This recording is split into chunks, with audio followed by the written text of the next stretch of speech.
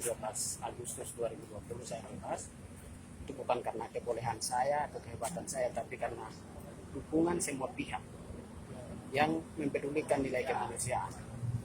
Mendukung kami, terutama para pengacara yang mendampingi kami dari sejak penangkapan sampai dengan hari ini dan selanjutnya. Kedua, kepada solidaritas nasional internasional yang tergabung untuk pembebasan kami dalam proses hukum, memperkuat apa yang didorong oleh pengacara hukum. Ketiga, saya juga sampaikan terima kasih kepada seluruh rakyat Papua yang mendukung kami dalam proses persidangan kami sampai dengan hari ini. Terus mereka dukung kami dalam doa, dan saya hari ini bebas dengan keadaan sehat, itu karena dukungan doa rakyat Papua. Lalu setelah hari ini bebas, saya pikir kebebasan dari penjara itu bukan satu hal yang luar biasa atau bukan akhir dari proses yang kita jalani. Tapi saya pikir kami sebagai pengingat nilai kemanusiaan, kami terus menyuarakan tentang kemanusiaan di Papua. Sampai kedamaian itu harus terwujud di Papua. Bagi kami, penjara itu adalah suatu pengakuan oleh kolonial terhadap kami. Jadi penjara itu tidak ada yang luar biasa. Itu bagi kami biasa. Masuk ke luar penjara itu bagi kami itu hotel gratis. Jadi kami akan mengabadikan diri, mengabadikan hidup untuk rakyat Papua yang tertindas di Papua. Jadi itu. Bagaimana sekarang jadi di Papua sih dalam kaitan kesejahteraan dan sebagainya itu, atau mungkin penindasan oleh mungkin aparat? Orang Papua berjuang bukan karena kesejahteraan. Orang Papua berjuang karena nilai manusianya. Orang Papua hari ini berjuang karena akar sejarah yang belum diluruskan oleh negara ini. Kami tidak berjuang karena kesejahteraan atau pendidikan, ekonomi, tidak sama sekali. Papua pulau kaya. Di sana ada emas, di sana ada hutan, di sana ada susu, ada madu, semuanya. Tapi kami bukan itu yang kami pikirkan. Tapi yang kami pikirkan nilai manusia itu harus perlu didekatkan. Keadilan harus perlu didekatkan di Papua. Jadi kami memperjuangkan nilai manusia itu sendiri. Selama nilai manusia itu negara ini tidak menghormati, kami terus bersuara dan berjuang. Setelah ini apa yang akan dilakukan oleh Anda dan teman-teman? Sudah pasti kita akan pulang. Kita akan pulang ke Papua karena penerbangan hari ini kan karena COVID tidak terlalu banyak. Pasti kita akan ikuti proses yang ada di skala nasional terkait dengan COVID-19. Jadi kami ikuti proses itu. Kalau tepat waktunya kami pulang, kami akan kembali ke Papua. Rencana terdekat seperti apa yang dilakukan? Apakah mungkin konsolidasi lagi? Itu terkait apa? Terkait dengan perjuangan saudara sendiri gitu. Saya pikir apa yang menjadi keinginan rakyat, kami akan terus bersuara. Selama rakyat bersuara, kami terus suarakan itu menjadi apa? Kami sebagai orang terdepan terus bersuara tentang suara rakyat. Apalagi hari ini kan lagi trending topik hari ini adalah Otsus. Otsus hari ini rakyat tolak, Jakarta paksakan untuk harus jalankan. Jadi saya pikir apa yang menjadi keputusan rakyat, kami akan dukung itu. Otsus. Ya. Ini udah trending di kota teman-teman di Papua sendiri bahwa ini akan di Papua bahkan Jakarta menjadi trending topik untuk Papua hari ini. Berakhirnya otonomi khusus Papua. Seberapa sulit sih antar aktivis dengan mahasiswa untuk memperjuangkan kepentingan bersama ini? Tidak terlalu sulit, tapi saya pikir selama kepentingan rakyat itu kami perlu bersuara, saya pikir semua akan bersuara. Maksudnya tidak terlalu sulit itu gimana tuh? Artinya sekalipun tidak terlalu sulit dalam proses itu, tapi ketika momen itu, misalnya hari ini kan Otsus. Yeah. Jadi di mana rakyat bilang kami tidak mau, pasti mahasiswa semua akan ikut terlibat untuk mendorong proses itu. Jadi dalam artian dari teman-teman aktivis menolak Otsus atau seperti apa itu? Karena proses karena dihentikan. Saya pikir Otsus itu diberikan karena bukan niat baik Jakarta. Otsus itu diberikan karena konflik di Papua, sejarah yang salah. Ketika orang Papua bicara merdeka, orang tawarkan kompromi politiknya itu kan Otsus. Jadi Otsus itu tidak bisa dilihat dari aspek pembangunan ekonomi, tapi Otsus itu perlu dilihat dari aspek sejarah. Papua masuk dalam Pinggai NKRI itu seperti apa, itu penting sekali. Jadi selama itu belum diselesaikan, saya pikir LIPI sudah lakukan penelitian. LIPI itu kan salah satu lembaga peneliti yang diakui oleh negara ini, kemudian mereka lakukan penelitian selama 15 tahun dan dorong punya rekomendasi jelas, ada 4 poin yang mereka jelaskan di situ. Bagaimana penyelesaian hak asasi manusia,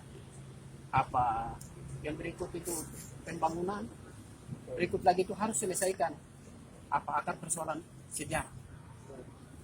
Cuma Jakarta tidak mau dengar apa yang dilakukan oleh LUPI. Sementara itu tugasnya diberikan oleh negara. Menurut Anda sih, Otsus sendiri apakah sudah berhasil selama ini sekian mungkin ya 10 tahun terakhir ini? Apakah sudah nggak berhasil itu? Atau gimana ya? Prinsipnya itu kalau kita mau bilang, hari ini saya sudah bilang bahwa kalau kita mau bilang pembangunan jalan rumah itu milik siapa dibangun di Papua, itu untuk siapa? Orang Papua, mama-mama Papua itu ada jualan di pinggir jalan. Sementara barang-barang yang dibangun oleh negara itu siapa yang gunakan? Realitanya kan begitu. Kalau selama Otsus itu diberikan kemudian dibangun untuk orang Papua sendiri, saya pikir selama ini tidak mungkin orang berteriak. Tapi realitanya seperti itu. Dan orang banyak yang tidak pernah pergi ke Papua hanya lihat konteksnya, karena semua berita yang ada di Indonesia ini kan milik negara. Negara pasti akan publikasi yang baik-baik saja. Yang tidak baik tidak mungkin publikasi. Jadi dalam tetap mendukung Otsus dilaksanakan dengan artian agar penyampaiannya lebih merata pada masyarakat gitu ya? Tidak. Atau gimana? Ketegasannya harus tinjau kembali soal sejarah. Sejarah itu belum selesai, konflik terus terjadi di Papua.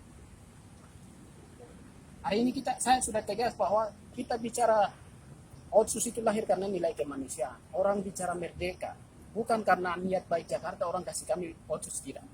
Itu tidak sama sekali. Jadi tetap komitmen untuk memperjuangkan kemerdekaan dari teman-teman Papua ya. Sudah pasti, sudah pasti. Itu bahkan nyawa pun kami akan tahu. Ini rencana ke depan seperti apa? Ini kan sebenarnya ketemu teman-teman aktivis yang belum pulang. Nanti pulangnya bersamaan mereka atau gimana ya? Ya, saya pikir ini kita kan dalam satu kasus. Jadi bisa kita kan ini kan dibawa kontrol pengacara yang akan atur kami pulang nanti bagaimana, semua nanti pengacara yang atur. Jadi teman-teman belum pulang yang 3 orang aktivis itu Ya, ya? masih ada di sini. Kira-kira berapa bulan lagi di sini? Kalau untuk itu dalam waktu dekat ini kita akan kembali ke Papua dalam waktu dekat ini. Hari bebas bagi Agustus kosong. Ya. Selama 11 bulan. 11 bulan lamanya di Kamar tentang penyadapan. Setelah itu masih ada satu lagi ya? Tidak ada, artinya ini sudah tutup yang terakhir, Pakai Agus sudah keluar, jadi artinya sudah tidak ada lagi tahapan politik rutan penyadapan. Hari ini dimakan oleh negara berkaitan dengan mereka kasus makar seperti itu. Boleh dihitung kemarin teman-teman aktivis yang bebas bulan ini tanggalnya tanggal berapa, siapa aja? Kalau itu kan kemarin sudah ada yang ini ya, yang meliputkan beberapa wartawan, jadi mungkin bisa ke mereka saja apa aja, karena kita nggak terlalu detail tanggal berapa, siapa aja kan kemarin sudah diliput seperti itu. Soal keselamatan teman-teman aktivis gimana? Informasinya Ya, teman-teman ini kan masih dipantau oleh ya, apa? ini kan menjadi kontrol dari penasihat hukum berkaitan dengan keamanan mereka sampai nanti mereka pulang ke Papua. Jadi ini tetap masih di bawah kontrol oleh penasihat hukum, walaupun apapun yang terjadi itu tetap pengawasan di bawah penasihat hukum seperti itu. Kontrol dalam artian mungkin tempatnya Apapun itu, disembunyikan, kalau tempat boleh kita komunikasi gitu menyembunyikan, ya. kami tidak menyembunyikan tempat, tapi memang ada tempat yang memang disediakan oleh Deposnya ada ya. Setelah ini apa langkah yang diambil bersama hukum terhadap mereka? Ya, seperti dia sekarang sedang menjalani masa tahanan, dia seperti kita, seperti biasa. Sebagai masyarakat sipil, dia mempunyai hak dan kewajiban sama, dan tidak perlu ada intimidasi dari siapapun, oleh siapapun, dan untuk menjadi siapapun seperti itu. Jadi, ya seperti itu. Hidup seperti normal pada umumnya. Saya tidak bisa memberitahu, tapi kemudian dalam waktu dekat ini akan dikasih kabar, karena memang penting bagi mereka untuk kembali ke tanah air. Satu hal. Boleh? Terakhir saya pikir kita proses hukum di Kalimantan ini termasuk ibu kota negara kedua. Kami bangga masyarakat di sini karena kami tidak tahu, di sini kami tidak punya orang. Tapi solidaritas masyarakat Kalimantan lebih umum dan lebih khusus Balikpapan dan Samarinda yang mendukung kami dalam proses ini, kami menyampaikan terima kasih sangat luar biasa. Dan ini baru sejarah baru dalam perjuangan bangsa Papua, sejarah baru. Jadi kami sampaikan solidaritas masyarakat yang ada di sini di Balikpapan maupun Samarinda, kami sampaikan terima kasih. Tuhan berkati atas semua upaya yang dilakukan oleh masyarakat. Terus apa yang mau disampaikan mungkin pada masyarakat Indonesia secara keseluruhan gitu soal perjuangan? Saya pikir kita hari ini bukan lawan manusia. Kita tidak lawan manusia Indonesia, tapi kita lawan sistem. Jadi saya pikir rakyat Indonesia bersolidaritas itu hanya demi nilai kemanusiaan. Yang mengerti kemanusiaan pasti akan terjemahkan itu. Hari ini kita bukan lawan sistem, lawan manusianya tidak. Kami lawan sistemnya yang salah.